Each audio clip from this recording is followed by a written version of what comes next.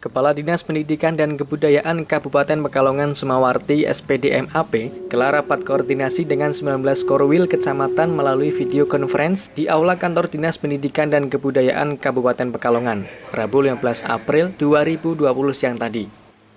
Rapat online ini digelar untuk berkoordinasi dengan 19 Korwil di seluruh kecamatan se-Kabupaten Pekalongan dan didampingi oleh pengurus kelompok kerja kepala sekolah K3S di masing-masing Korwil.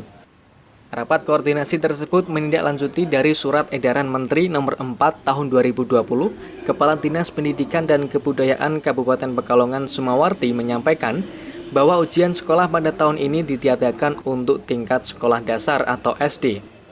Pihaknya juga mengatakan terkait dengan penerimaan peserta didik baru (PPDB) di setiap sekolah-sekolah di wilayah Kabupaten Pekalongan wajib untuk mengikuti prosedur tetap dari pemerintah tentang pencegahan penyebaran virus corona COVID-19 ini. Sekolah-sekolah di tingkat dasar untuk bisa mengatur mekanisme penerimaan peserta didik baru (PPDB) agar orang tua siswa tidak lebih dari 5 orang yang datang untuk mendaftarkan putra-putrinya di sekolah masing-masing.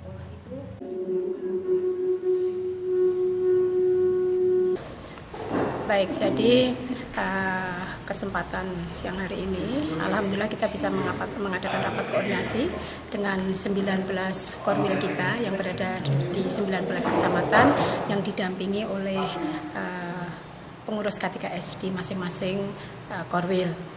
Ada beberapa poin yang kita sampaikan, terutama tentu saja kita menindaklanjuti dari Surat Edaran Menteri Nomor 4 Tahun 2020. Di antaranya adalah ujian sekolah, karena ini dengan Korwil berarti SD ya, ujian sekolah untuk tahun ini tidak ada. Kemudian yang kedua kaitannya dengan Bosda, ya dengan Bosda kita kan ada, alhamdulillah tahun ini Kabupaten Pekalongan itu kita ada Bos daerah yang merupakan pendampingan dari Bosnas tentunya. Ya ini kita jelaskan karena di dalamnya itu mengatur terkait dengan mekanisme pemberian kepada wiyata bakti kita, guru-guru yang mengabdi di negeri dan guru-guru swasta kita yang ada di Kabupaten Pekalongan ini. Itu mengatur itu diantaranya. Sudah ada peraturan bupatinya, peraturan bupati nomor 5 tahun 2020. Kemudian yang juga perlu kami sampaikan supaya bisa sosialisasi dari awal itu kaitannya dengan PPDB.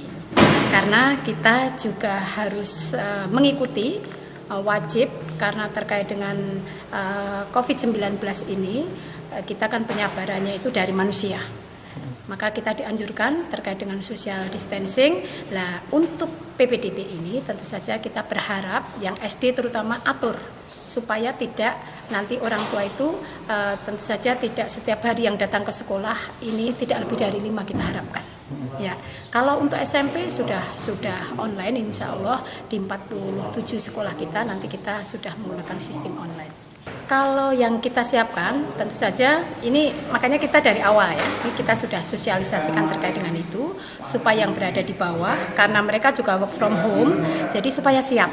Ya, supaya siap, kita harapkan juga makanya kita mengadakan Vikon ini nanti supaya ditindaklanjuti dari Korwil kita juga supaya Vikon dengan kepala-kepala sekolah karena di masing-masing kecamatan jumlahnya kan berbeda. Kita harapkan bisa seperti itu.